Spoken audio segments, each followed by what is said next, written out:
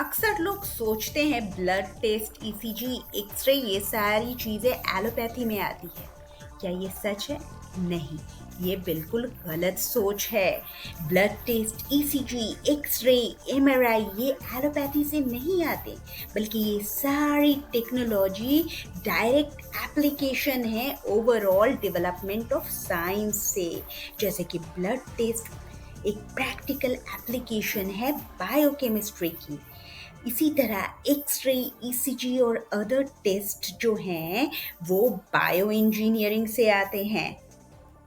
बात समझने वाली ये है, अभी जो एलोपैथी प्रैक्टिस की जाती है वो एलोपैथी नहीं बल्कि एविडेंस बेस्ड मॉडर्न मेडिसिन है, जिसमें डिफरेंट एप्लीकेशन होती है साइंस की, फिजिक्स, केमिस्ट्री, बायो इंजीनियरिंग की, जिसकी हेल्प से डिफरेंट बीमारियों की डायग्नोसिस की जाती है और इसे अफोर्डेबल बनाने की ज़रूरत है और सारे पैथी में ये सारे टेस्ट किए जाते हैं।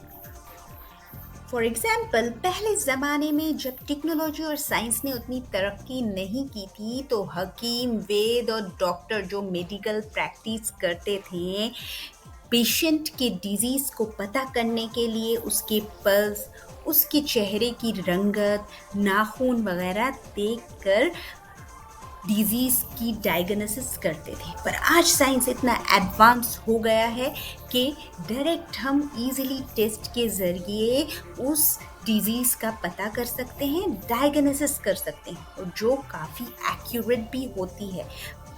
बहुत से पेशेंट सोचते हैं कि डॉक्टर इतने टेस्ट क्यों लिख देते हैं। देखिए, प्रॉब्लम ये नहीं है कि ज़्यादा टेस्ट लिख दी, प्रॉब्लम ये है कि जब डॉक्टर इसी टेस्ट के बहाने अपना कमीशन रखता है, किसी पर्टिकुलर लैब से आपको टेस्ट करवाने को कहता है।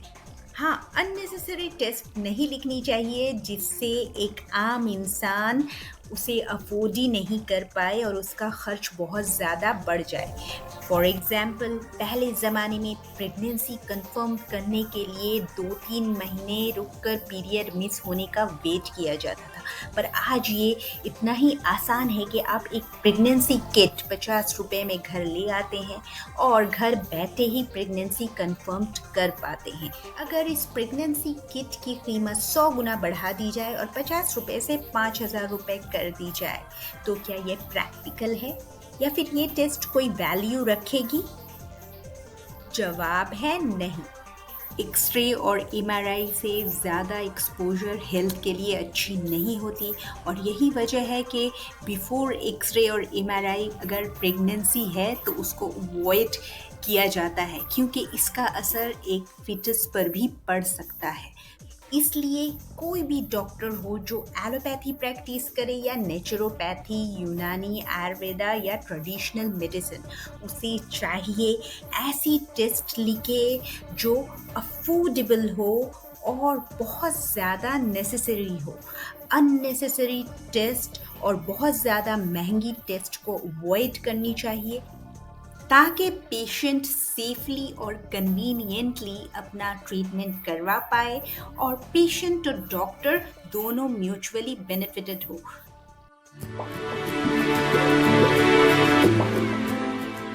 हेलो, मैं हूँ डॉक्टर सबा जमाल, फीमेल हेल्थ कोच और लाइफस्टाइल कंसल्टेंट।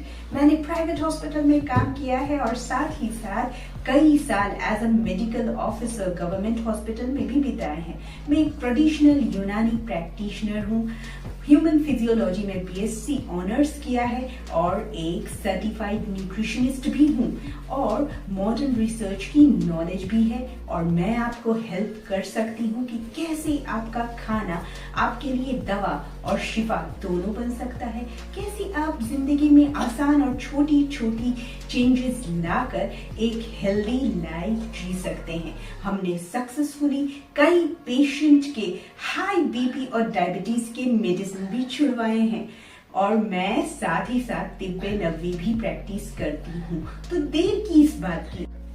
अगर आपको 1-to-1 ऑनलाइन कंसल्टेशन चाहिए विच इज पेड सर्विस, तो आप हेल्दी सोल टीम से कांटेक्ट कर सकते हैं। मैंने डिटेल डिस्क्रिप्शन बॉक्स और पिन कमेंट कर दिया है। तो जल्द ही मिलते हैं। Thank you.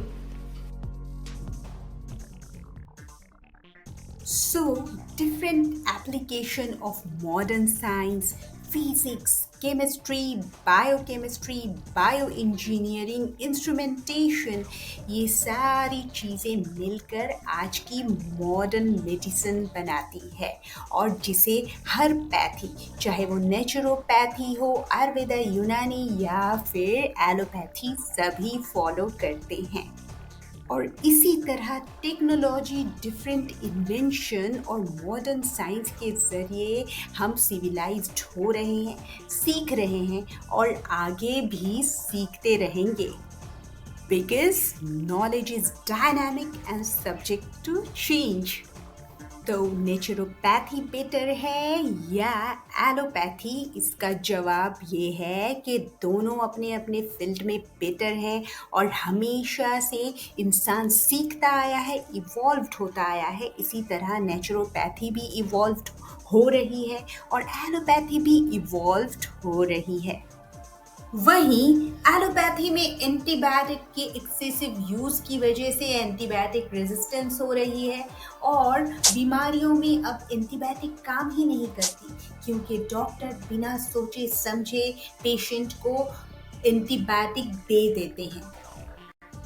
और यही नहीं, एंटीबायोटिक गट के बहुत सारे गुड बैक्टीरिया को भी नुकसान पहुंचाते हैं, उन्हें मार देते हैं, तो लॉन्ग टर्म के लिए बीमारी का कारण बनते हैं।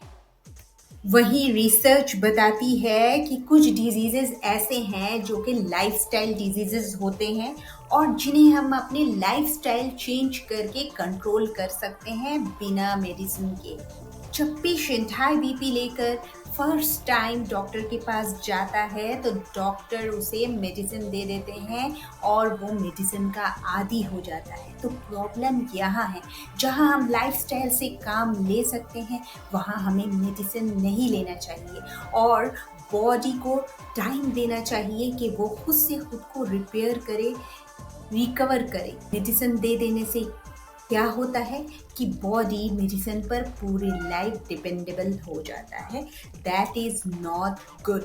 मेडिसिन का काम होता है कि आपको कोई डिजीज़ हो उसे लें, वो ठीक हो जाए। मेडिसिन का मतलब ये नहीं कि पूरे ज़िंदगी उसको जब तक ज़िंदा है मेडिसिन लेते रहें, जैसा कि अक्सर डायबिटीज़ के मरीज़ों के साथ और हाई बीपी के मरीज़ों के साथ हो रहा है। और इसी तरह नेचुरोपैथी, यूनानी, आयुर्वेदा में लाइफस्टाइल पर बहुत ज़्यादा जोर दिया जाता है कि आप उसे चेंज करो। और यूनानी में तो ये तक कहा जाता है कि your food is your medicine.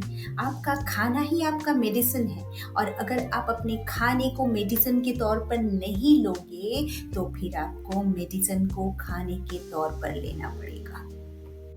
और आज एलोपैथी भी लाइफस्टाइल को डिनाई नहीं करती, वो भी आपको सजेस्ट करती है कि अच्छी न्यूट्रिशियस फूड लेने, मेडिटेशन और एक्सरसाइज करने और साथ ही साथ मेडिसिन भी लेने के लिए, जो नथिंग बट यूनानी या नेचुरोपैथी ही है। हमको लॉन्ग टर्म के लिए अच्छा रहना है, अपनी सेहत को मेंटेन करना है और क्रॉनिक डिजीज़ का इलाज करवाना है और अपने बहुत सारे मेडिकेशन को छोड़कर फिर से ऐसी लाइफ जीना है जिसमें आप मेडिकेशन पर डिपेंड ना करें। तो नेचुरोपैथी इज़ बेस्ट। और वही इमरजेंसी है, कोई इन्फेक्शियस डिजीज़ है, कैंसर जैसी बड़ी बीमारी है, तो इसके लिए ऑफ कोर्स आपको एविडेंस बेस्ड स्ट्रॉन्ग मेडिकेशन की तरफ जाना चाहिए, जो कि है एलोपैथी। होप ये वीडियो आपको इंटरेस्टिंग और इंफॉर्मेटिव लगी होगी। अगर आपको ये वीडियो पसंद आई है तो जल्दी से लाइक और अपनों तक शेयर कर दीजिए। उम्मीद है कि इस वीडियो को देखने के बाद आप क्लियर हो गए होंगे कि आपके लिए क्या बेटर है, नेचुरोपैथी या फिर एलोपैथी। रिमेंबर, नेचुरोपैथी या एलोपैथी दोनों ही बुरी नहीं है। हाँ, डिपेंड करती है सिचुएशन और बीमारी पर कि आपके लिए कौन सी कब बेहतर है। Hope you find this video informative. मेरे चैनल को सपोर्ट करने के लिए उसे जल्दी से सब्सक्राइब कर दें और नोटिफिकेशन के लिए बेल आइकन को दबाना ना भूलें ताकि इसी तरह की इन्फॉर्मेटिव वीडियो आपको हमेशा मिलती रहे। जिंदगी को आसान बनाने का सफर यूं ही जारी रहेगा। मिलते हैं नेक्स्ट वीडियो में। Thanks for watching.